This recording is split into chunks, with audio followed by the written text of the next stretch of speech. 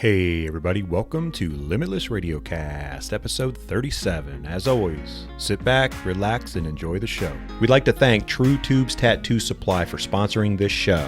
All you tattooers out there, go out and get all your equipment, your inks, your needles, your pens, your PPE, anything you need for tattooing. True Tubes Tattoo Supply has you covered. Limitless at checkout. Get a 10% discount. Check them out. Remember, stay true. We'd also like to thank Magic City Brewing Company located in Akron, Ohio. For all your wonderfully great crafted beers, check out Magic City Brewing in Akron, Ohio. Remember to go out there and check out rollamongus.com also. For all your fight gear needs, they have fight shorts, gis, standard gis, lanky gis, rash guards, anything. Some t-shirts, sweatshirts, accessories. You want it, they got it. rollamongus.com, Limitless20 at checkout for a 20% discount. Check them out. Also, go out there and check out battlebomb.com, Limitless20 at checkout for a 20% discount. They have CBD and non-CBD rubs for those aches, pains, those muscle strains. Put it on, rub it in, gonna feel great, trust me. Try it out a little bit, see what it does. I'm telling you right now, I use it all the time. It's gonna feel great. Remember, battlebomb.com, Limitless20 at checkout. Hey everybody, welcome to the show. Hope you guys are all doing well. Today, got a great guest lined up again for you, Chad Hardy, also known as the Beast. He got that as a nickname when he was 12 years old because of his high competition career that he started off at so young. We'll get into all that, I'm sure. He is a Brazilian Jiu-Jitsu black belt under Nick Albin. He's placed many, many times in a plethora of different tournaments. His great favorite position technique move is the triangle choke. He also is a sponsored athlete of Lanky, who is also a sponsor of this podcast. So sit back, guys, relax, and enjoy everything we got for you today. Chad, thanks for joining us, man. We appreciate you very much. Yeah, no problem, man. Good to be here. How you guys doing today? Doing all right. Good. Yeah. We're it's starting to get cold here in Ohio. I know you're in Tennessee, so you're still a little warm, right? A little warmer, I should say. Depends, man. You gotta wear a sweatshirt and then some long pants during the morning time. As soon as it gets to the afternoon, you gotta change into the shorts really quick. You're like freezing in the morning, then you're burning hot. Burning up. We got some of those days still. We do. It's like, hit or few and miss. far between now. Yeah, it's rained all day today. It's Yeah. like just raining here, nasty. The kids wanted to go to a pumpkin patch. I was like, well, the pumpkin patch is the store up the street and the bin with the pumpkins in it. Because it rained, man. So we didn't do it. We didn't do that. So Yeah, we got to the tournament, the Nashville Open on Saturday, and I had like all these clothes on because it's pretty cold in the morning. And then in the venue is just freezing. Oh, man. oh, Felt did bad they? for all the competitors. Yeah. Yeah, because you build that like big sweat up, Yeah. and then you're like, yeah. It was really cold. Well, then it hits like noon, and then I'm stripping down. Like I gotta get all these clothes off. I don't know. We got sweat running down my face because you're running back and forth trying to coach everybody. And Sure. Yeah. it got really hot in there fast. Did you compete, Chad? I didn't compete this time. No. I was coaching, and then so I had about 10 of my guys from Guardian competing, and then on my team or my affiliation, Sean's affiliation, Team Sean Hammonds, we had about 50 people competing. So Oh, wow. was running around all day, helping all the coaches coach and helping Sean coach and stuff. Yeah, that's harder than competing a lot of times, isn't it? Or probably all the time. Yeah, it's tough, and that's become the thing. You know, before Chewy was a head coach, and I would kind of help coach some as well, but I could kind of just sit back and then just focus on myself and focus on competing and stuff. So it's a whole new ball game now, having everybody be my student, and then I gotta coach them as well. And you know, no matter what tournament I've ever been to, whether it's IBJJF or some local tournament, all your guys are up at one time, it seems. Like, what? How does that work every time? Like, I got 3 guys up right now. Come on. That's exactly what happened to me. I was coaching one guy, and then I was just sitting there, and I was like, oh, I got a little break. And then I looked up, and the other guy's going across the mat. Yeah. So it's like it's always across the mat, too. It's never just right on the same mat or right beside each other. Always Never. spreading. Never. Oh. You typically coach it in both this, and I've never asked you, Kuhn, this question. Yeah. You don't like go in with a game plan of coaching. You basically coach based off who is there, like whoever's up, and you kind of know their game because you are their coach and you're around them, right?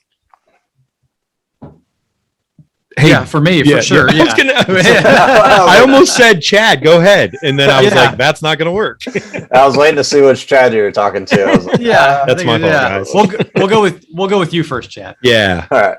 Yeah. So normally, I mean, we have kind of an overall style at the gym, but the way that I teach, I like to let people expand on their games, and just being around them all the time and rolling with them, you kind of know their style and how you're going to coach. It gets a little bit more difficult when you're trying to coach people from the other team because you don't know what they know. But with my students in particular, I put a lot of time into helping them compete and then helping them find like a style and stuff that they know. So it makes my job a little bit easier when I'm coaching them. I can tell them exactly what to do. Or I know, like, for the people that started with me from day one, I know exactly what they don't know. So I know if I can say, all right, Toriando, or I'm like, okay, grab the legs and throw the legs. So you got to have two different styles of teaching for the people that just don't know anything. You got to tell them step by step what to do rather than just calling out your techniques. Yeah, that's a good point. Like I would even training, like Kuhn's like, and I understand it when he's teaching it, but other people will be like, oh, this or that. And I go, I don't know what that terminology is. Now, Hardy, for you, I'm a 3-stripe white belt. So I'm still very, very, I'm 44 years old and I'm training in Brazilian Jiu-Jitsu, which I love. And everyone that listens to the show knows that I talk about it too much, but I can see like not knowing terminology and being in a tournament and be like, I have no freaking idea what he's talking about. Like, oh crap, I'm not paying attention. You know what I mean? So yeah, it's well, especially when you're competing. I mean, your mind's just kind of everywhere. If you're not an experienced competitor as well, I mean, your first few tournaments, you're out there, you can't. I mean, I've had people, I'm like screaming as loud as I can, like grab the leg, and they're just not doing it because they're focused on, they're too zoned in. So you have to learn to be able to listen to your coaches. Another important thing is, like, sometimes if I'm coaching, like if I can't see properly or something and I'm yelling out something, you got to distinguish whether you're able to do that technique because you're the one that's out there, you know. So it's more sometimes suggestions of like, hey, try this. And you're sure. Like, I'm not, you know. So you got to be able to distinguish that on the spot. And that just comes with time of being on the competition mat, getting more time in, and, you know, just like anything, it's another life skill that you got to learn. Sure. It's just like a whole new, it's like training jiu-jitsu, but it's a whole nother level in jiu-jitsu because competitions, if you've never competed before or you've never had like a one-on-one competition with somebody, because everything else that you are involved in a lot of times, not everything, but a lot of mainstream sports will say it's a team effort and not an individual effort. So, yeah, that's why another thing, I think it's important, like, which some people do, and there's nothing really wrong with it. But if you're training at two different gyms, then you're not building that connection with your coach to where you go out there like, you know, I know everything that this guy's going to do, so I can coach and help him out and do all this stuff. Yeah. If you're training two different places, one guy's teaching you this, another guy's teaching you this, and it kind of gets everything scrambled up a little bit, in my opinion, anyways. Yeah, absolutely. You got to know what your guys know and what they don't know, like you said. And there's you know, like I feel I coach like I roll, like I'm, you know, being experienced, obviously, you know, over the years, I roll very calm, and I think I coach the same way. You hear a lot of coaches just start spewing things out at people, you know, and not giving them time to recognize what you're saying, right? Yeah. So with coaching and stuff, I try to say specific things to do. Now, obviously, if there's like 30 seconds of the match, you're like, go, you know, trying to get that, trying to get up to go and get that last exertion out and, you know, get the takedown or whatever it may be. But rather than just saying stuff like, pass the guard, like I'm yelling out commands for them to do. To actually pass the guard. Yeah. The chain. Yeah. I hear that at tournaments all the time. I was like, all right, just do this. You know, like sometimes you can't do that. You got to build a frame and you got to get your knee shield in and you gotta get your foot in there. So, and sometimes it helps. Like, I mean, even for me, there's been times where Sean or Chewy will call something out. And I'm like, oh yeah, you know, for some reason you're just not thinking about it at the time. or you're so tired, you're just going Right. purely on heart at that point, and you hear all your teammates screaming like, "Do this," and you're like, "Oh," you give that last pass. So I've been in that situation, and I'm sure, like, obviously, these experiences both of you are. When someone yells that out, it's probably a little bit more muscle reaction to go or do something a little more obviously faster than people that haven't competed for a long time, or even people who've competed for a short period of time, just because you guys know, like, I still sit in awe and I'm like, what's going on here?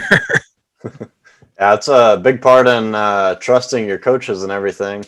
So one of the kids that I just gave his blue belt to, like during the match, somebody told me this afterwards. I was like, man, that was crazy. He just looked right over at you and kind of was like, as soon as he got on the back, he looked at you and was looking for the command. And, I was telling him like step by step how to finish from the back and stuff. And he did like exactly what I was saying. And it was really cool. But, trusting your coaches and for them to tell you the right thing to do during the match is awesome. I mean, you hear it in like with the top guys and the UFC and fighters as well. You got to have that trust with your coach for that they're telling you the right thing, because sometimes whether your mind's just not there or whatever is going on at the time, you trust in your coach and what they're saying and what they're telling you to do, and you just kind of go off command sometimes.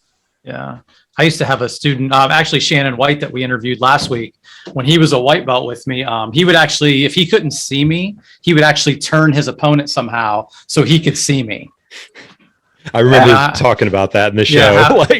However he could do it, he would figure out how to turn them so he could see me. So. No, it's a huge advantage. I always have Matt do the same thing if he can, if at all possible. He's always trying to make sure he's facing the coaches. So I can be all the time. I tell my guys, I'm like, never look at the clock. Don't worry about the clock, because I'm going to be in your head the entire time telling you, like, hey, we got 2 minutes left. This is what we need to do. Telling them whether we're looking for finishes or whether we're looking for sweeps. I have everything kind of on a timer, and I teach my guys that so they just know. And then I train that a lot in classes as well. Just, telling them the time and what they need to be doing from positions, positional sparring, everything that you're going to come across from a tournament. I try to teach my guys that, so that way when we get out there, there's like a minute left, you're down by 2, you have to have something in the bag to get on top. If you can't, if you've been trying to finish this guy, you can't finish him, you need 2 points to get on top. You got to have that last ditch effort to get that sweep. Sure. Yeah. To get those points. Was there a good turnout at the tournament?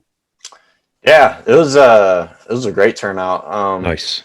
So Team Sean Hammonds brought out about 50. I know Zenith brought out a ton of people. Pedigo came out. Gracie Barra. They brought out an army of people. So it was awesome. It was a good turnout. We're under James Klingerman, Chad. So I think James probably had quite a few people too. Yeah, James was up there. James was competing. Yeah. Said he had some rough matches, but I think he went down. He was like in the 60s this time. Yeah. He was a little smaller. Yeah.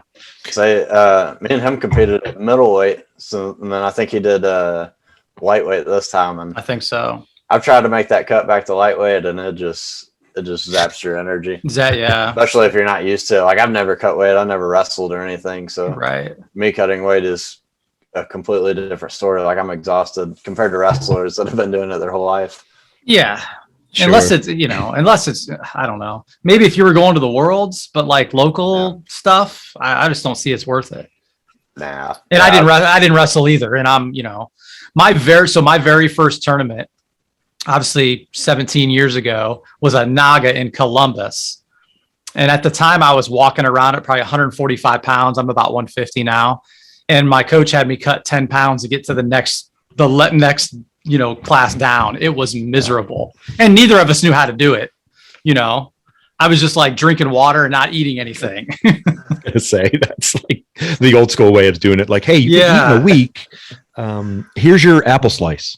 Yeah. But just like coaching and teaching technique, we've gotten better at that. Like, if I had a new guy come up to me and say, hey, I want to cut 10 pounds for my first tournament, I'd be like, no, you're not doing that. There's no need to do that. So yeah, Yeah, I mean, it was just, the old school way of training too. People were just destroying their bodies. Man. I remember the type of trainings that we were doing, and it's a big part of why I'm always hurt now. You know, so now I've come up with smarter ways to train. I mean, we're still training hard, but we're not doing it the dumb way to where people are getting hurt left and right. And you were young. How old were you when you started? Did you start with Chewy? So I actually started in Taekwondo when I was 7 years old. Okay. I did that for a while, and my gym closed down. A guy named, my coach at the time, his name was Ryan Frankie. He was training at Derby City, the gym that Chewy owns now. It was owned by the Cannon brothers, Kyle and Colin. So I originally started under them, and then Chewy was I want to say it was a purple belt at the time at the gym. Kyle and Colin ended up selling the gym to Derek, and Chewy became the head instructor, and then that's when I went under Chewy. I think Chewy was there when he helped give me my first promotion to like yellow belt. So okay. He's always been a part of my journey. And then after blue belt, I became mainly just Chewy. Like Kyle and Colin were out of the picture at that point, and Chewy took over and became the head coach, and then eventually ended up buying Derby City with him and his partner Joe. Gotcha. Yeah, he's owned it ever since, or they've owned it ever since then, right? Yeah, and they've done a tremendous job. Yeah. I walk on. I have pictures of me at Derby City back in the day, and I mean, there was nothing on the wall. It looked like a pit, and then now you go in, they got all the murals and all the pictures of all the black belts, and it looks like a professional looking gym in there now. Compared to like when you started. Not that they didn't look professional then, because I mean, Chad tells stories, guys started training in garages and basements and stuff like that, but that's all everybody had. And like Chad, like I look at you as an exception because you started so young, man. Like not a lot of guys start. I mean, now they do. It's more and more, obviously you've seen it, but you were 12 years old. Like not a lot of kids at 12 are like, hey, let me do jiu-jitsu because Taekwondo isn't here for me anymore. You know what I mean? So Taekwondo is huge back in the day. I go to the Taekwondo tournaments. They were just packed. Like, did you compete in Taekwondo too? Yeah, I competed. Nice. Okay. Kind of funny. I got disqualified for being too aggressive. No, not you. My dad actually has my dad has one hand. He had a brain injury from a gunshot wound, so he's got one hand. So he's trying to figure out how to turn on his camera and stuff while we were recording. I kicked this kid with I think it was like a stepping side kick. Made the kid do like flips out of the ring. I think he still might have the video, but he finally got it turned on, and then the kid's like looking up at the camera. Man, right. But, hence the nickname the Beast or Beast, because most of the gyms that I've came from, like even Taekwondo, I mean, it was like a legit school, and we were trying to. I mean, they taught us like go as hard as you can. Right. That's it's kind of interesting because Chad Kuhn and I will talk about this, and we talk about this to other people. Like, you can be involved in martial arts now. My kids, my two older kids, are both black belts in Taekwondo, but it's 10 times different than it was even 10 years ago, 15 years ago, getting a black belt in Taekwondo, because it was hard. Like, being older, I had a lot of, martial arts background. Chad Kuhn has a lot of martial arts background. And it's like, before it was like, oh, well, you're trying to get hurt. Like, you're not trying to get hurt, but they're really trying to hurt you. Oh yeah. Every single time they're coming at you. Yeah. I got disqualified for my first karate tournament too. I don't know, 10, 11. I don't know. Kick somebody in the face. Like, isn't that what we're supposed to do? But not Jim, that hard. Are you from? No, but that's the thing. Like, people now, it's like, oh, it's all nice, and I'm like, you guys have no idea how hard it is. It's kind of funny because my 7-year-old started. He's doing jiu-jitsu now, or he's 8 now. I don't even know how old my youngest kid is. He started jiu-jitsu with us at the gym. He's seen me do it. He wanted to come do it, and he stopped doing Taekwondo. and came because his brother and sister were doing it. So he was doing Taekwondo and he's like, no, I want to do this. And then he comes all up even now and he's like, this is so much harder. But I love it so much more. And I was like, well, that's why you're here. And you're the different child, my third child, the one that no one pays attention to, right, Chad? We just leave it out there. Eat rocks and leaves. You'll be fine. Yeah. You'll be all right. Right. That's right. It's like you can kick to the face, but don't kick to the face that hard. Just that hard, yes. Just kind of barely tap them with your big toe, and hope that you don't hurt the other person. You mean there's a level to this? Wait a minute, what am I doing? My gym, there's like you go out there and like you're there to win, so you go out there and whatever you got to do to win. It's like that's what you got to do. But apparently, there's a level to it. You got to go not as hard. Pulling an arm bar, even now, and you go. In competition, I'm not saying like training wise, obviously, but in competition, you pull an arm bar and you have it real tight and you feel it. And then you look at the person like, are you going to tap? No, you don't do that. You're just going to switch the arm or push it down a little harder. As long as you got the good grip, you're going to make them tap, it's. I mean, in a tournament, it's your opponent's job to tap out, but it's also my job to let go as soon as I can, as soon as I. Yeah, 100%. Yeah. Now, a big part of it's the referee too. I mean, referees like you got to be paying attention and looking for the tap, which I understand. I refereed and I will never. I don't like refereeing. Nope, it is not fun. There's not enough money for me to referee. No, you get people that are just complaining and kind of like yelling at you the entire time. And I had one match where it was 2 white belts and they were just going crazy, just like flipping each other everywhere and going back and forth. I'm like, I don't even know how to, there's no technique whatsoever and not really even position. They were just like bear hugging and grabbing each, rolling back and forth. I was like, had the guy yelling at me. I was like, well, no matter what, the score was even. Like it was going to go to overtime no matter what was going to happen, Sure. Because like the points were even. And they're like, no, like this should have happened. I was like, man, I've been doing jiu-jitsu for a long time. Like, I think I know the point system pretty good. Yeah. But it doesn't matter to them. They're just mad. Nope. There's a lot of emotions in tournaments, and I understand that too. Like, I've been in some heated situations at tournaments as well. But when you got your anxiety going and you guys are going and you're all hyped up, it's all cool. Most of the time it's all love, and most people understand that. They're like, that's all right. But refereeing, nope, not for me. Not for you. Stick to coaching, man. Just coaching, competing, and training, you're good to go. I've had plenty of people ask me. I was like, hey, you want to ref? Nope, I don't. No, thank you. Yeah, no way. When I was, I think I'm probably a purple belt. I was at a local tournament, and the guy running it, who I knew, said, hey, you want to ref? I'll pay you $100. At the time, I'm like, yeah, $100, I'll do it. Never, ever, ever again. Yeah. I went to one tournament. They're like, we're going to give you food and all this. Yeah. Well, I was refereeing and we never got any food. Never got standing there like all day. I didn't bring a water or anything. And I competed that day too.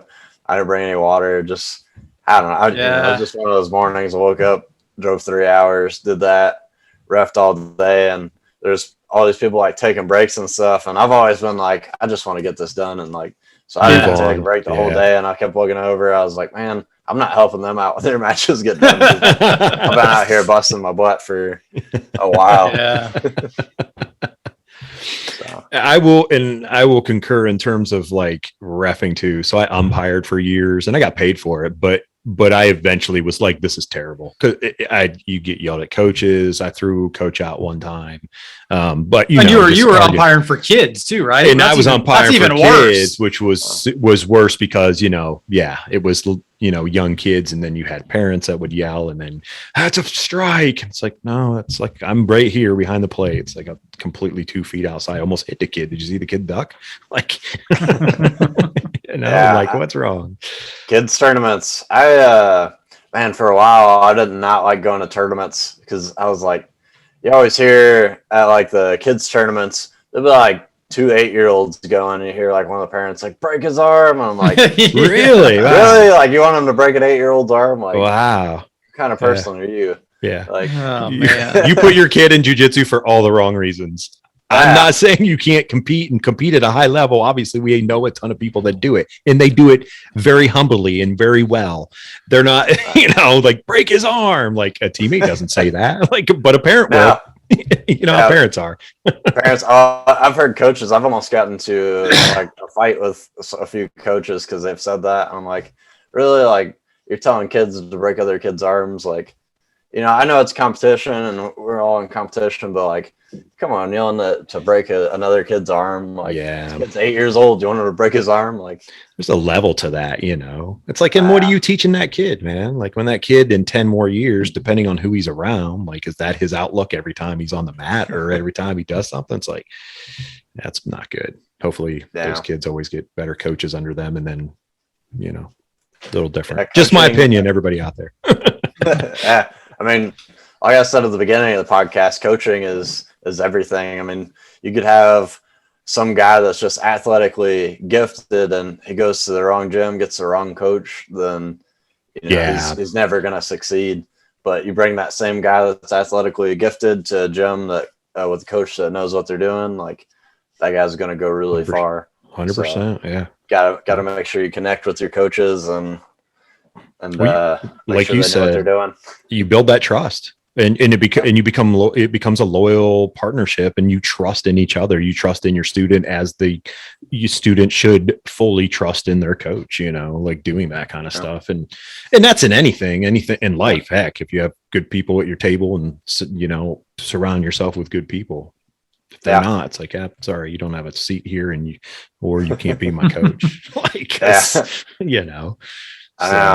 Martial arts has kind of I've lost that a little bit, but I always try to, at Chewy's gym and then my gym, I've always tried to have that connection with the students and try to help them get better, just connect with them overall. So, do you have a youth program at your gym right now? Nice. Awesome. So we have 73 kids in our after school program. Wow. That is awesome. And then I want to say probably like 90 kids total. So when you say after school program, is that like something that was like introduced at the school to where they can just come, or is that? So we actually have, I think we have like 5 buses, and we'll go out to the schools and we'll pick up the kids and we'll bring them in, and then they'll play around in the gym for a little bit, and then we'll have them do classes. We have 3 classes scheduled. That way we can do like the little kids, and then we'll do an intermediate class, and then we'll do my advanced class. That is awesome, man. Good on you. Yeah. That's like, this is the first time I've ever heard of something like that. Like, hey, like now I'm thinking this should be everywhere. Chad, we're going to get some buses and we're going to bring a bunch of kids there.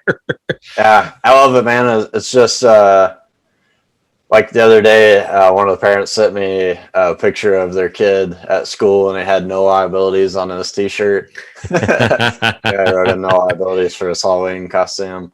But I mean, you're helping build the future, and you're giving these kids good role models. I always make sure I have good people at the gym, so somebody to kind of.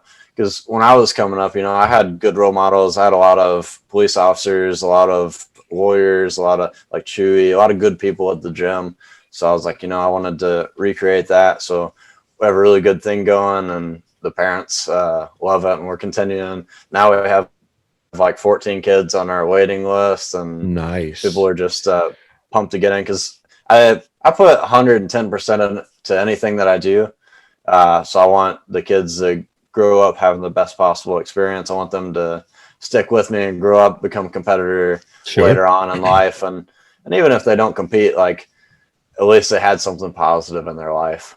So that's one of the main reasons that I like having that after school program and building those connections. It's so awesome, because you're giving something to them. I mean, you're building a legacy that way. And, like, let's be honest, man, every kid doesn't have a great, they have it rough sometimes, and unfortunate things happen. So they need people that are going to scoop them up and be like, look, it's going to be all right. It's going to suck. It's going to be hard, but just keep grinding, and I'll be here for you, and, show you a better way, or things like that. And like I know I don't jokingly say this, but Jiu-Jitsu is a huge thing for people to learn, and kids, definitely, and obviously we're all proponents for that.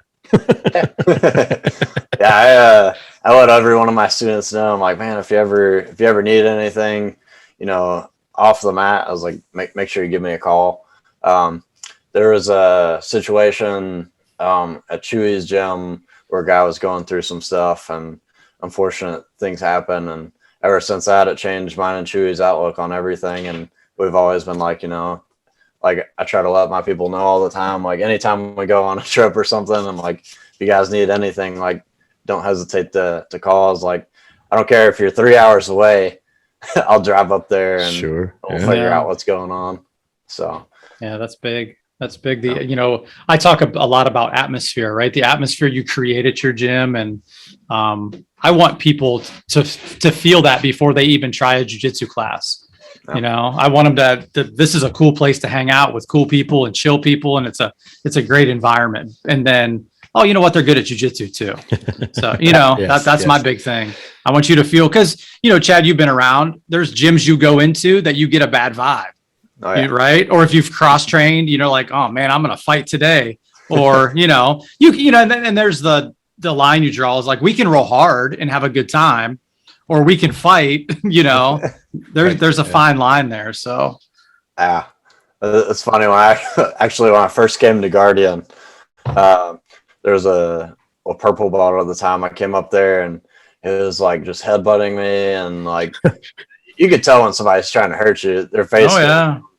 You have like this normal smiling face, or even if you're rolling hard, you got like this serious face. But then there's a face where your teeth are like gritting, and you're looking at the person with these eyes like, I'm going to really mess you up. Yeah.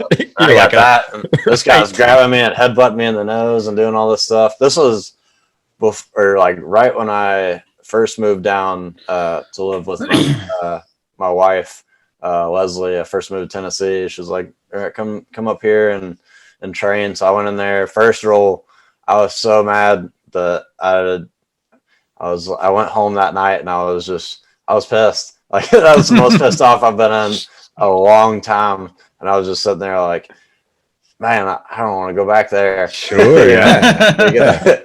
But I ended up going back, and then I made friends with that guy, and I just kind of told him, I was like, look, man, well, I told him this when we were rolling because he made me really mad. And normally I don't do this. Like, I keep anybody that knows me, I stay like right in the middle at all times. Sure.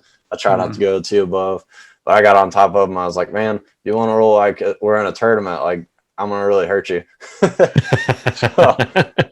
after that, he kind of let off the brakes a little bit. But I was like, it's like, man, don't come at me like you're trying to actually hurt me. Because, I mean, if we're going to roll like we're in a tournament, we're going to roll like we're in a tournament. And, I can turn it up as well. But I don't like doing that. But if somebody's actually trying to hurt, you have to defend yourself. You have to defend yourself, man. Yeah, I'm not gonna let this guy ruin my career and do something. And that's it. Being small, being smaller guys. If somebody comes at you, you have to do what you got to do, right? Yeah, this guy was a big guy too. I mean, he outweighed me by like 60 pounds. Yeah, that's a lot. And he's a purple belt. He knows what he's doing. Yeah, so I was gonna say, yeah. Do you think did he know who you were? Was he just trying to prove, hey, I'm good? Yeah, I think so. And a lot of times I've kind of gotten used to it a little bit now. People kind of know who I am from the YouTube channel. They watch me compete and stuff. But when I go to a seminar, I don't try to hurt people, but I turn up my intensity level. And the only reason I do it is so I don't get hurt. But if I roll with people, definitely. Like, I'm going to put it on them, but not hurt them. Kind of just like, I'm going to float around them and, keep my pressure and kind of show them that I know jiu-jitsu, but I'm not going to take it to that tournament level where I'm trying to hurt anybody unless they're trying to do it to me. Right.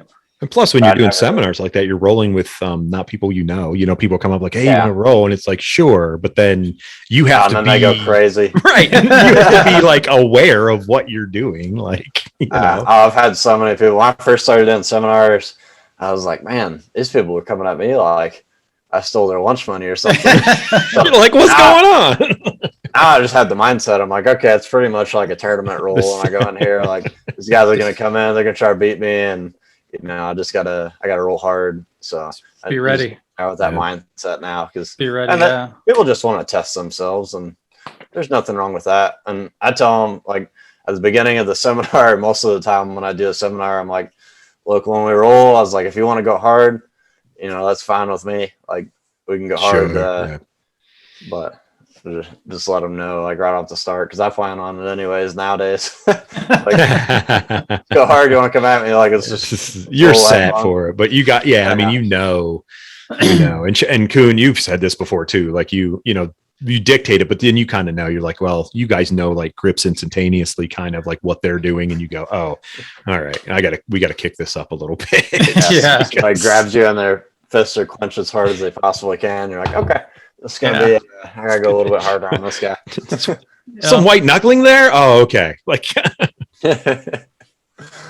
it's all fun though. I mean, it is what it is. And I remember, I can't say much because when I was a blue belt, Chewy tells the stories all the time. Like, I was out to prove myself too.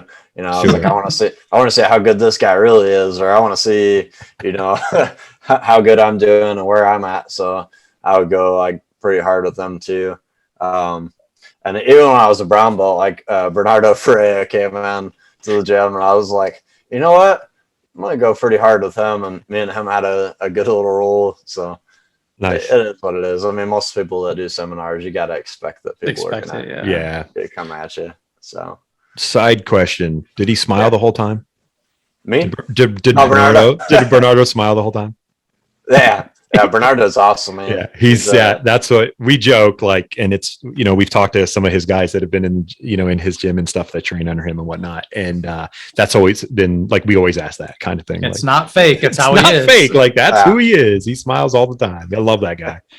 Yeah, he's awesome. He came, unfortunately, I had to go, so I didn't get to go to lunch with him and stuff, but some of the guys were talking.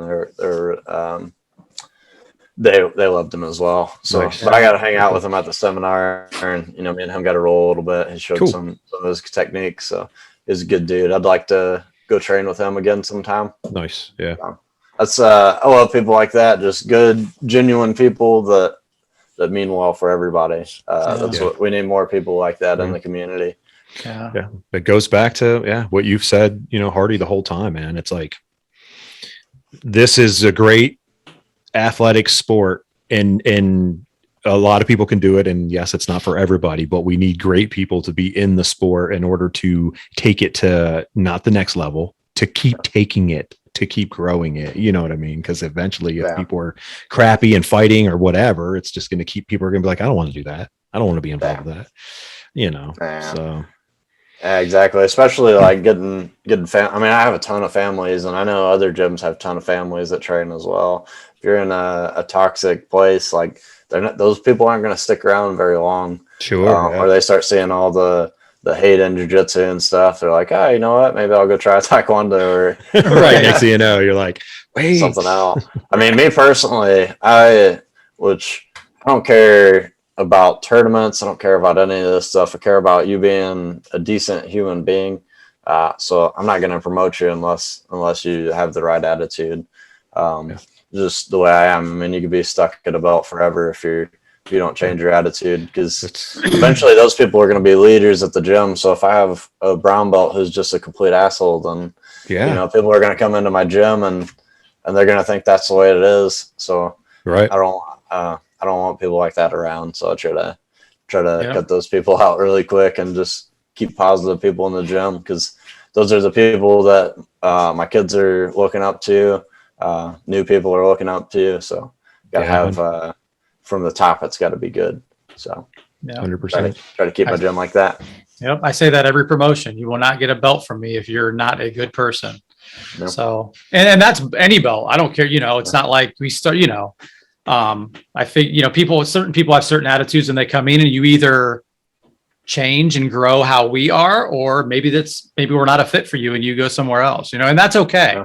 None of us want to lose members, or anything like that. But you also it has to be a right fit. So, and we've had people that change, like they come rolling hard, and you put it on them a little bit, and like, listen, this isn't. This can't be like this, So. Yeah. Slow your roll. Yeah. I mean, in the long run, if you keep somebody around, like if somebody comes in and they're a really good competitor and they're winning all this stuff, like that's awesome. But that guy's not the one that's paying your bills. Yeah. That guy's running off all your people. Yeah. So it's like in the long run, like you're getting this. I mean, at the end of the day, like most gym owners don't make anything off competitors, No. Sure. And the competitors in jiu-jitsu, for the most part, don't make that much money either. I mean, they're competing to represent the team, and like me, I've always wanted to compete that way I can own my gym. So you got a few of those people that want to do that, but for the most part, it's the families and the people that are just trying out jiu-jitsu that are paying your bills and stuff. So sure, you got a bunch of toxic people, and it's been proven time and time and again that you could have gyms full of incredible people and they still can roll really, really well. So it doesn't have to be that way where it's filled with a bunch of toxic. Like when I coach and stuff, I hate when some coaches like kind of talk down down to you, or like their coaching is like, oh, you lazy piece of shit, stuff like that. I'm like, I hate that. I hate when people coach like that. And if somebody coached me like that, I would instantly be like, not for me. It's just not my style. I've always been like encouragement. Like if I'm yelling, it's encouraging stuff to get you to push harder, and there's times to tell your competitors like, hey, we need to get this done. But there's also right ways to do things. And there's wrong ways to do things. But I kind of learned that over time, and just anything that I didn't like from gyms that I went to, cut all that stuff out. I'd never do it. And then I just tried to put all the good things that I did like in all the gyms that I've traveled to and stuff like that. So, which makes it awesome because now you have your own gym, which you've already alluded to. Like it's been a passion, or it's something you've always wanted to do, right? Yeah. Like own your own gym and have that. And now you can build your own brand.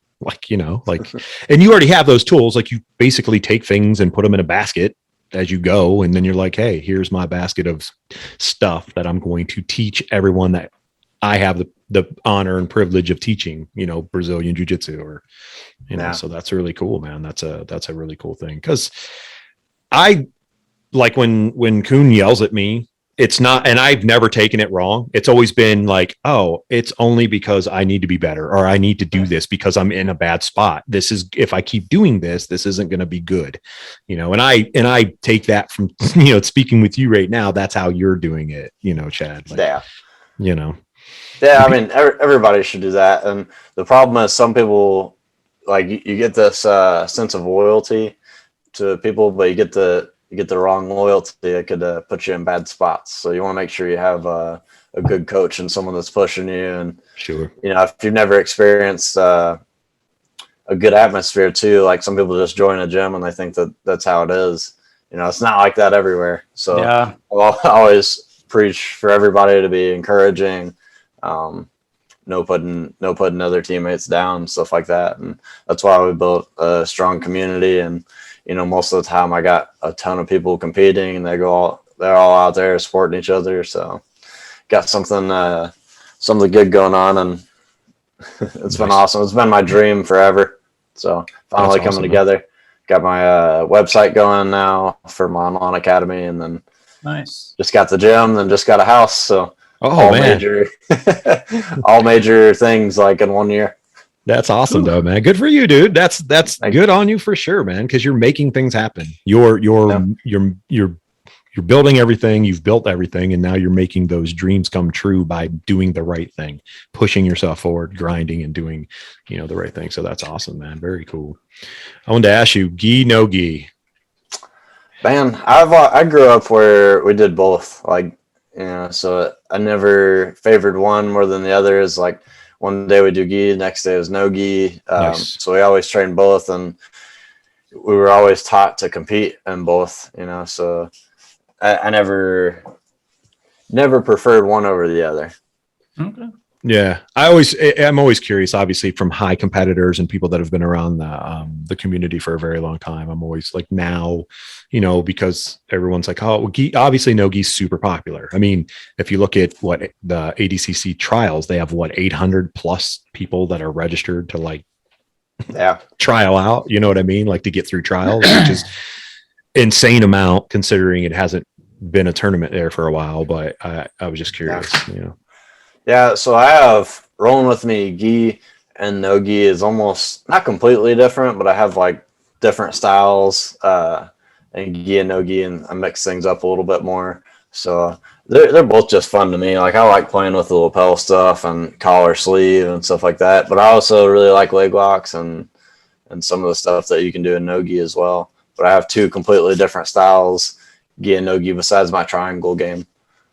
That's awesome. Like a lot, and I don't say a lot of people, and I don't know enough. And obviously, Kuhn, you can chime in on this because I've heard other people say, I keep my game the same, gi and no gi. But when I do it, I'm like, I can't because it doesn't seem right to me. I don't know why, but I mean, certain things, like certain locks for sure. But other different things, like obviously entry and all that, whatever. If you're trying to pass the guard, some of that stuff's all the same, but.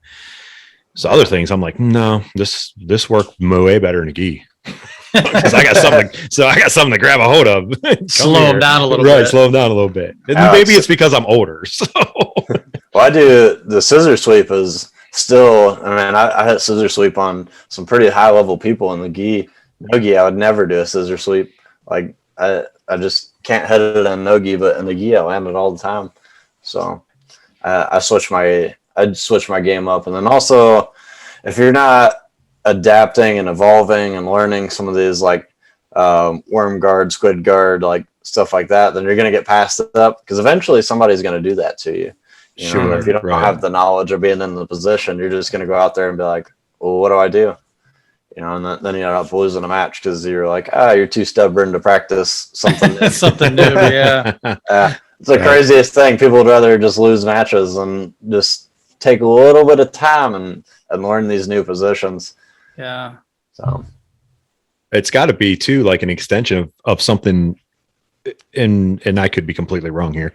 Jiu-Jitsu seems like a extension. Every move is kind of an extension. Obviously there are stages and you go through and whatnot, but that one move could have a slight extension and it could be something completely different. So for you guys that have so much experience, I could see like, hey, like one guy going, I'm not going to learn that. I'm not putting that into my game ever. It's like, well, you don't have to put it in your game, but you probably should learn it a little bit, right? People are stubborn, man. I was, and I had to kind of switch everything around. But, when I came in, I was doing modern jiu-jitsu, some people call it, and they just didn't want to like, oh, I'm never going to use this. I'm like, it doesn't matter if you're not going to use it. Like people are going to use it on you and they're going to try it on you. So you got to know this position in and out. That way you can figure it out and you can figure out how to get out of this position. It's like, I don't care if you never use this stuff. Like there's a lot of stuff that I don't use either. Like I don't really play that much deep half because I'm 6'3" and I don't like the position, but I know how to escape it and I know what to do in case I get into that position. I'll give you a perfect example. So when I was in the finals of the Washington, D.C. Open, I was going against a guy, I think his name Thomas Keenan. Well, he tried to flying triangle me off the start, and I kind of jumped under to pull guard, and I ended up in deep half. And I was like, And luckily, I knew something from deep half, so I pushed away and then got my triangle choke. But if I never practiced that position, I would have been there, and he could have passed my guard and finished me. Yeah, no clue what to do, right? Completely different story. Yeah. But even though I didn't like that position, I had some knowledge of it, so I was able to get myself out of that position rather than making a mistake. So you got to put yourself in those positions. And we do a lot of positional sparring at my gym where I just have them start in the worst positions possible. Mm-hmm. Like, okay, you gotta figure out a way out of this. Yep. Yeah, we just started ramping up our competition. I never had a competition class until about a month ago. So we've been ramping that up and getting some guys ready for a tournament. So it's awesome. Same thing. Bad position. So we're going to do Dustin Ware's doing an AGC in Columbus, and it's a submission only. So a little change of a mindset for a lot of people, right? Yeah. Like it's 10-minute matches. And then if it's still tied, it goes to a 5-minute match. And some guys aren't submission guys. We have a white belt Trace who's really good, and he beat some guy 29-0 at the last tournament. He's just that he's a very good point guy, right? He can rack up some points. So switching his mindset to like, hey, you got to look for some subs or it's going to be a long day for you, some long matches, right? I mean, sure. And some guys are like, I don't know how you feel about this, Chad, but I was thinking they're like, there's no points. It doesn't matter if they pass your guard. I'm like, well, that guard pass is one step closer to you getting submitted. Yeah. So like, I get, there's certain points you might not fight as hard as if there were points, but you still don't want to give up those positions. Yeah, that's why I was kind of half and half on like the EBI rules and stuff like that, because you'll get people they'll just let you pass, and then they'll kind of some people are just hard to submit for sure, especially if they're a black belt and they know what they're doing. Like, some people are just hard to submit, especially if they're just keeping their arms in tight and like fighting not to get submitted rather than rolling. It becomes a whole nother ball game. Sure. So you get people that just kind of stall and wait, and they'll eat shoulder pressure for 10 minutes just to make it the EBI, or to overtime. Overtime, yeah. So they do all that just to make it overtime and beat you, and you're like, well, this is stupid. Yeah. I just smashed this guy for 15 minutes, and then he is on my back for 1 second more than me, and he wins the match. Like, okay. We've talked too before on the show that like I don't like these long time limits for like who's number one, and for one, it's no-gi, and in 5 minutes we're so sweaty that you're probably not going to get a submission at that level, right? So that those long time limits come into play too, I feel. Yeah, I think every match should be 6 minutes. Yeah, I agree. 6 minutes is just plenty of time. Yeah. Now, obviously, you're going to have some people that like are going to get takedowns and stall, but they're going to do that anyways. It's they're either going to stall for 4 more minutes or 20 or 20 minutes, whatever the time is. They were going to do it anyways. Yeah. So it's like just make all the matches 6 minutes. The people that actually want to get out there, like me, like I want to get out there and try to tap somebody out. If I don't tap somebody out, I'm literally disappointed in myself. If I don't tap somebody out fast enough, like you'll see me coming off the mat, like, gosh, should have done a better job. Should have got this done faster. So, come on, man, what's wrong with you? So I always try to go out there and try to put on exciting matches, and you'll never see me stalling. Like I'm trying to finish people, finish or get finished. I don't care. Sure, yeah, that's what you're going for, yeah. So, but and then I've won against plenty of people on me, like just lock their hands from guard and just hunker down. I'm like, it's frustrating, but I mean, like we said before, they're gonna do it no matter what the rule set is. So just make all the matches 6 minutes. IBJJF 10-minute matches is ridiculous. Yeah, I think you'll get a lot more high level and a lot more action if you put 6 minutes, because then people are like, okay, I got to go for it. They got to go right away. Yeah, you don't conserve your energy as much either. For you go out there and you fire off for the first 3 minutes, you didn't tap the guy out. And you're like, I got 7 minutes left, so they start slowing their pace down. Well, most high level athletes, like 6 minutes is nothing to them. Sure, you go out there 6 minutes. I could fire off for 6 minutes straight. Just 10 minutes is a little bit different though. Yeah. Well, that's like watching who's number one. I mean, those, like this, a week ago, like it was on a Wednesday, whatever. Yeah. And, they were all 15-minute matches, but I was, and the one thing I've noticed over the last several months is that the referees have been a little harder on the competitors. Like, let's get going. They've been a little harder, a little sterner with them, which is awesome. It's still like, I'm like, man, they're super wet now. They're like 8 minutes in and they're soaking wet, dripping. And I'm like, man, there's not going to be any subs, or it's going to be a decision based off whatever happens. Now there has been subs, at least who's number one. This last one was nice. But that whole, like, I'm thinking these guys can go 15 minutes, no problem. These guys are high competitors, man. Like, this is nothing for them. Like from a time standpoint. I know. Well, some people do like it, but those are the people that, I'm really into jiu-jitsu too, but it takes someone like really, really into jiu-jitsu to like sure. Somebody just sitting here playing patty cake with their hands. Yeah, sure. From half guard and stuff for 3 minutes straight. To me, it's just boring. It's like, make the matches shorter time and make them get after it. Start having more stalling calls, and that'll get people moving. Yeah. You sit there for more than 10 seconds without moving, you automatically get a stalling, no warning, anything. Yeah. Or when taking points away. Yeah. Or some of these, like who's number one, are big money, right? Like they're getting a lot of money. Maybe the longer the match goes, you lose money. You know, I don't know how they would work that out, but that would be an incentive. Like, yeah, that's the hard part with jiu-jitsu. You're Yeah. always making enough money to Right, take it. right. well, right, Right. yeah. That's the thing. Yeah. But like, I think that who's number one, it was like 30 grand for first place. So Yeah, both the Rotullo brothers won 30 grand. I mean, it was some big Yeah. money. They're getting some Yeah. sponsors, which is awesome. So, you know, Yeah. you don't want to, I guess if it's not broke, don't fix it. But I don't like to, again, we all love jujitsu, but I don't want to watch 20 minutes no-gi Sure. of nothing. nah, Yeah. it You just know? gets boring, and then by the time it finally is a submission, if there is, you're just like, Yeah. Who cares? Yeah. You don't care. Well, yeah. kind of over the match. Yeah. The Yeah. high pace, like the Rotillos, they're awesome to watch. Like Yeah. nonstop action, boom, boom, boom. Well, I was going to say, like, both their matches, it was like diving Darces don't all stop. over the place constantly. And I was like, Yeah. this is exciting. Like the entire match, I was like, wow, like they're moving the entire time. Yeah, I mean that's why everybody should be, just kind of open up, and I've competed at high level black belt tournaments too. I open up and you try to move, live and die by the sword, go for it. Sure. I even teach my students, I'm like, you go out there and try to tap out every single person that you can, and prove that you know some jiu-jitsu. I can tell you personally, if my student like just sits there and doesn't attack or something, as soon as they come off the mat, I'm like, come on, man, like I need you to open up a little bit more and like start attacking, throw some submissions up, do this, do that. Like I'm immediately on them, and that's what I want my gym to be known for as well, because it's kind of what I was known for, is just I'm always on the attack, always trying to finish. I hate people that go out there and just hunker down and they don't try to actually do jiu-jitsu. It's more they're trying to, like, oh, I'm trying to survive to win this match by an advantage point. Yeah. Like, come on, man.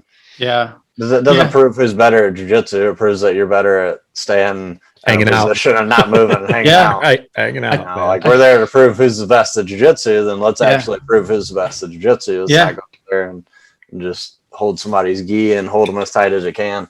I always tell people, like, it doesn't matter what rank. You obviously start on your feet, go for some takedowns, but at about 2 minutes, if it's a 5-minute match, I'm probably going to tell you to pull guard and work for something. You didn't sign up to dance. We signed up to do jiu-jitsu. And at white belt, it's grip and rip, and it'll be 5 minutes on your feet of nothing. So you got zero experience. Experience. So pull guard and have fun and do some jiu-jitsu.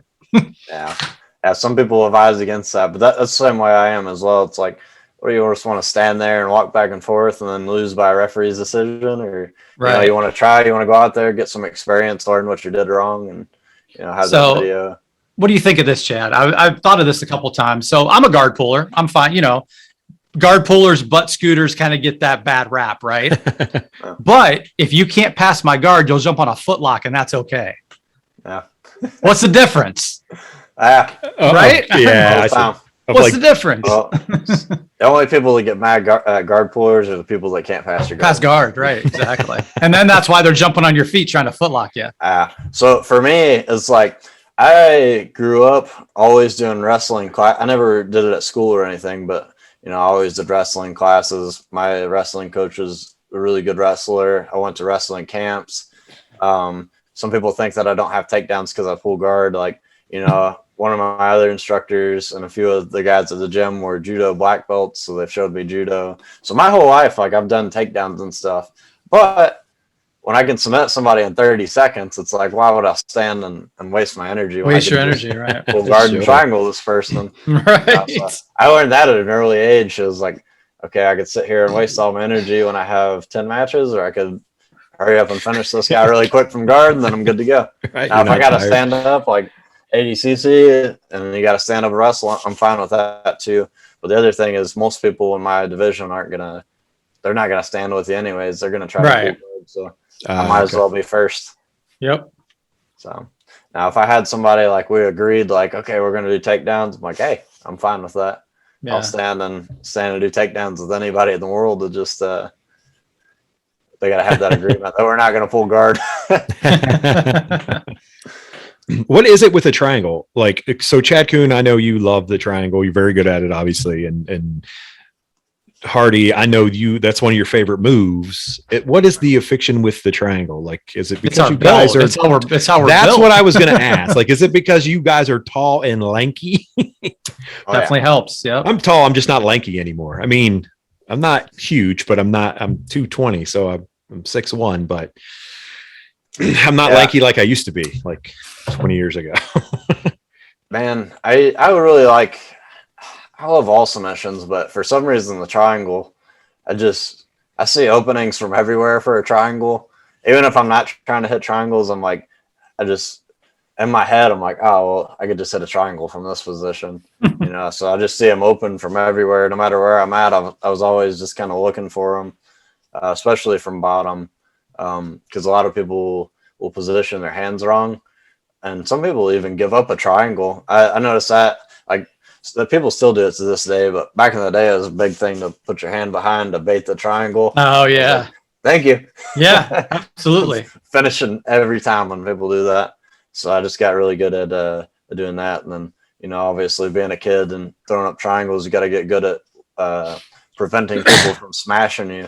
So I got that over time, learning to stop people from coming forward. So I get that triangle choke and be able to cut my angles a little bit better.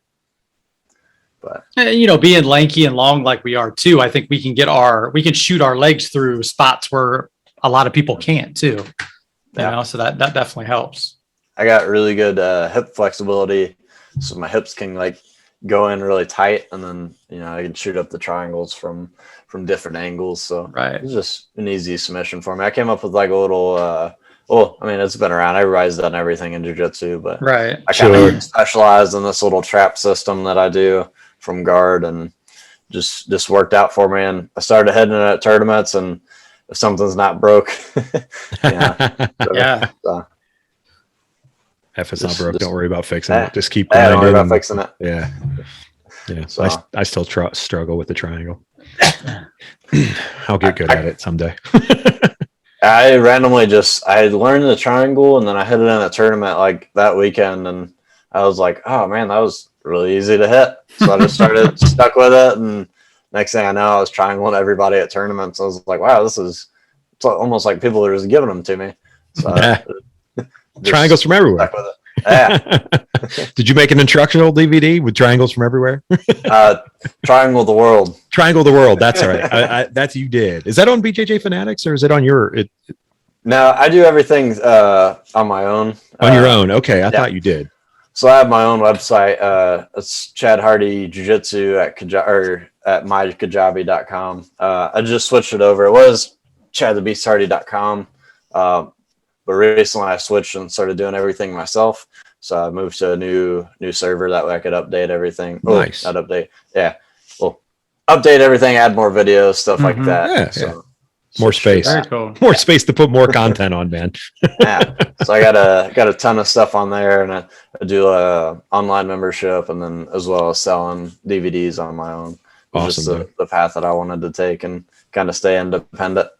That's awesome. No, it's for sure, man. And I mean, you're doing, like I said before, like you've built this, you're building it the right way. You're not doing anything, like whatever, like I'm not saying other people do this, but not in jiu-jitsu, but I mean in business itself. Yeah.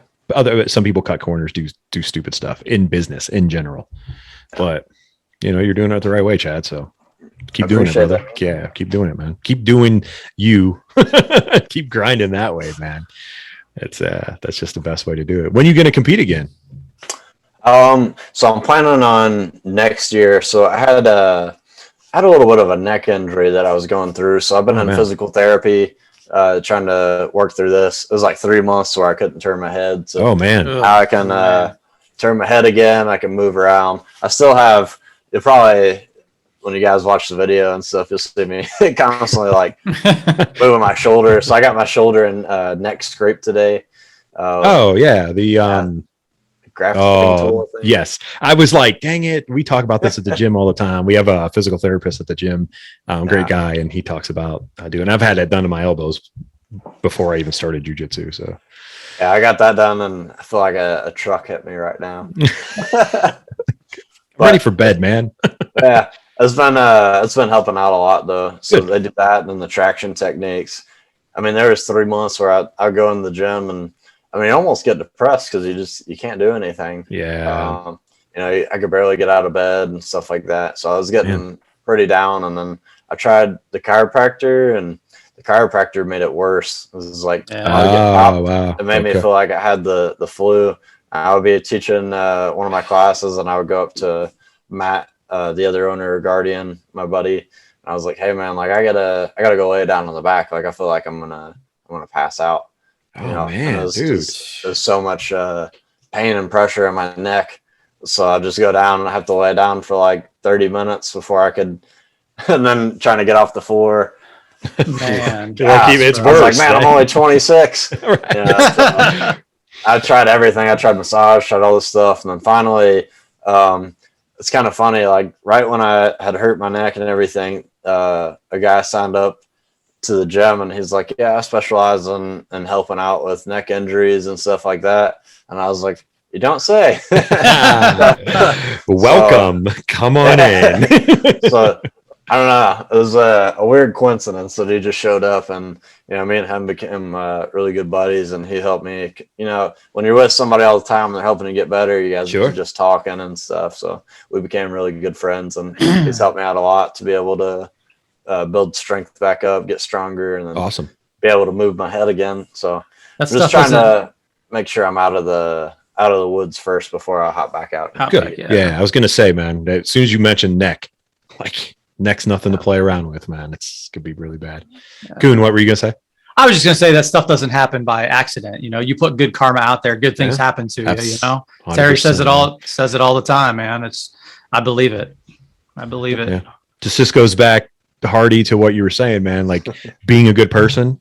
This is what happens. Like when you meet something, you meet good people, and someone that's like, hey, this is the exact person that I needed to find. I needed this person to be present in front of me, and boom, now you're feeling better. Even if if competition's like way in the future, the fact of the matter is you can move, man, because you know what that's like. You've been in that pain. Pain is the worst, especially in the neck back area when you can't do something you love or you're stuck in bed. It's awful. Depression, for sure, man. Now I'm teaching all the classes at my gym. You know, I teach almost every single class, and then I have my assistant head coach Nakana as well. But you know, I'm still teaching a ton of classes. So if I get hurt or something, you know, I'm in trouble. Yeah. So, now I got the business aspect to look after, and then also it's just in the back of my head right now. I'm like, man, I don't want to be stuck in that spot where I'm stuck to where I can't move my freaking head again. Cause that was just depressing for sure. It was not fun to go through. So trying to make sure that my neck's like 110% ready before I go out there and like retweak it or something. Sure. Yeah. Put yourself through tests at the gym yourself, you know.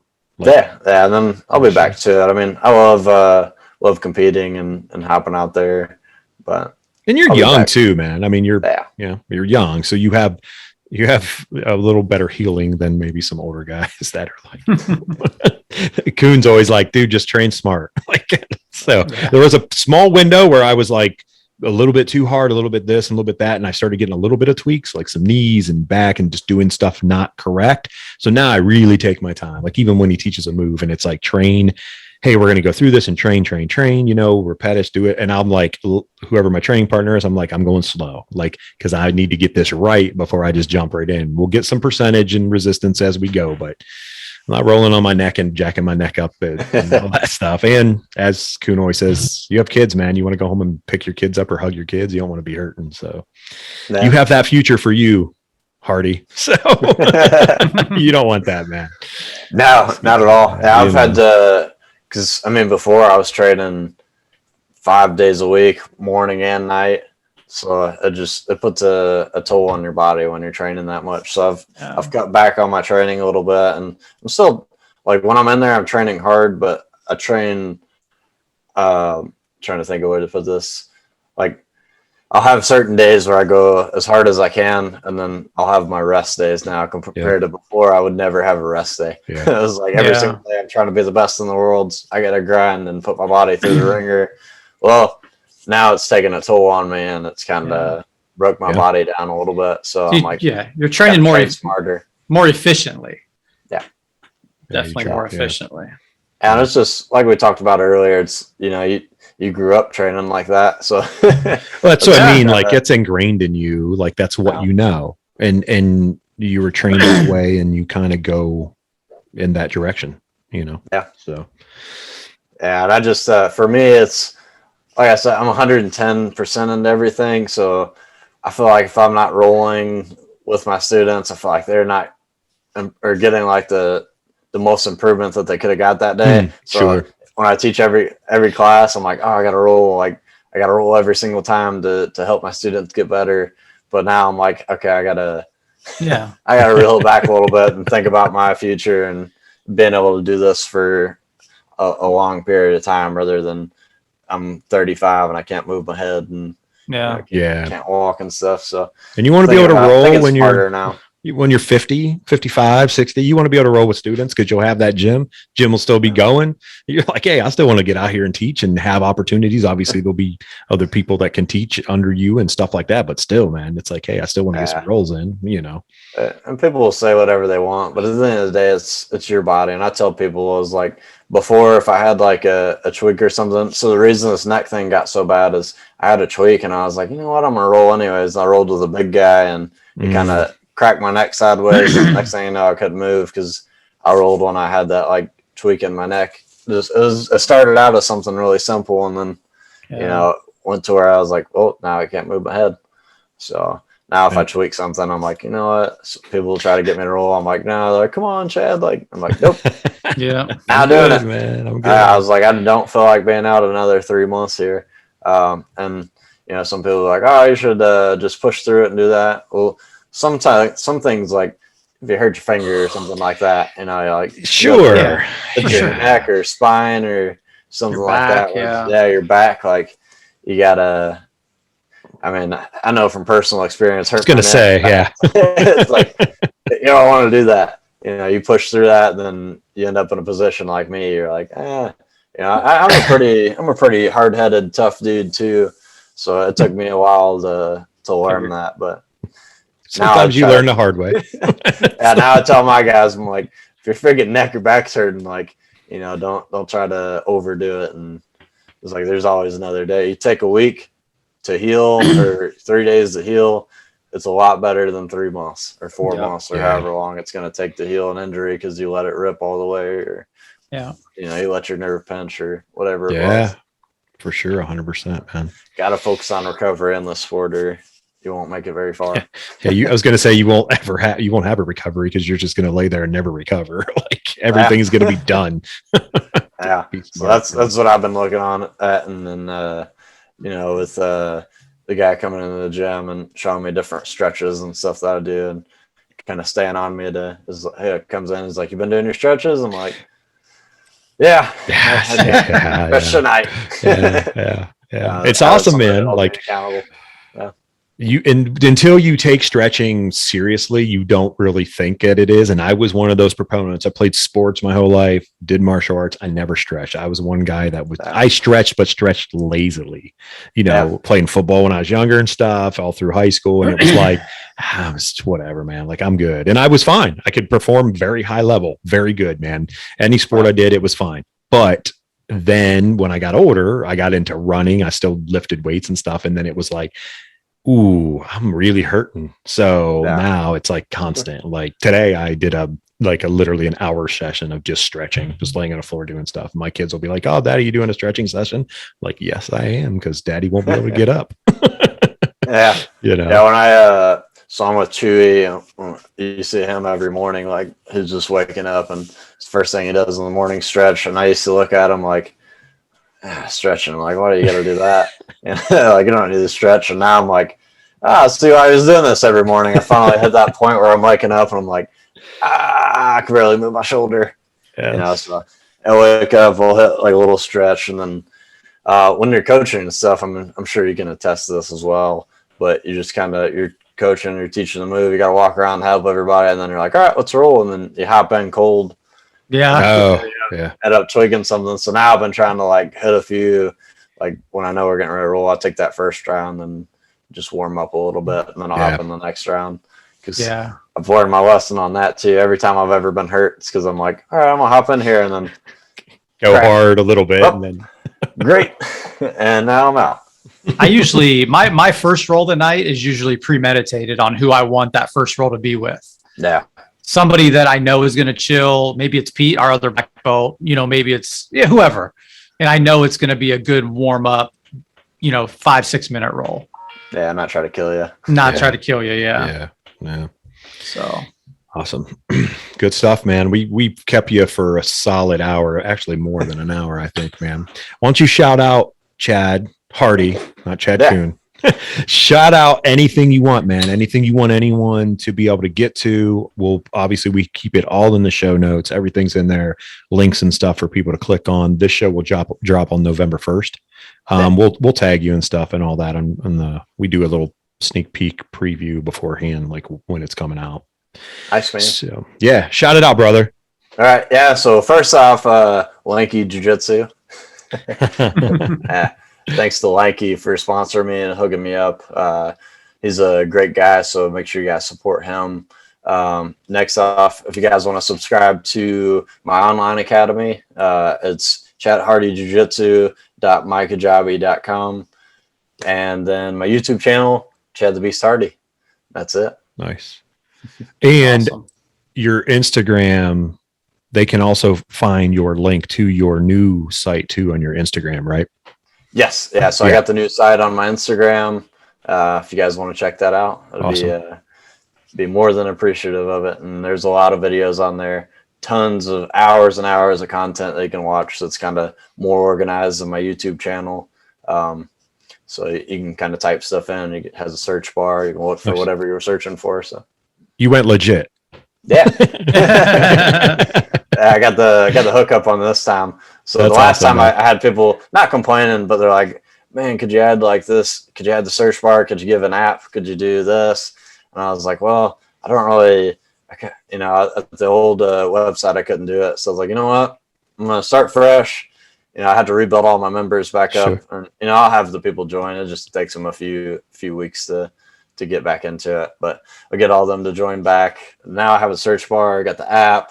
Nice, man. That's awesome. Easier system. People can comment on the videos and I can reply to them. So almost like a sort of like YouTube style, but all in one space. Yeah. Which is awesome. And you can control it. You can control what it looks like, how things look and stuff. Not that you couldn't on YouTube, but I know what you mean. So that's awesome, man. Very good. Good for you and good on you, man. Keep doing what you're doing, Chad. Appreciate it so much. Appreciate talking to you. Appreciate your time and everything, man. Chad Kuhn, you got anything else you want to? No, just, thanks for coming, or thanks for doing the show. And hopefully maybe we'll get you up for a seminar sometime. It'd be cool to have you up and do some stuff. Yeah, man, I'd be more than happy to come up there and get some rolling, teach them stuff. Yeah. Have a good time. Yeah. Yep. Be great. Be good stuff. Hey, as much as I can learn, I'm a sponge. Like I don't say my output is like sponge-esque, but my brain is, but my body just isn't there anymore. My brain's really absorbs it all. And then I'll be like, oh crap, my hand. Hey, hand, why are you not over here? Like, come on, grab the collar. Right. Like, come on. So, all right, brother. Thanks, man. Appreciate you. Take care. God bless you and everything. You and your wife, everything you guys are doing. Keep on keeping on, doing what you're doing, man. All right. All right, man. Appreciate it. Thanks for having me on. Thanks, brother. Yeah, have a good one. Thanks, you too.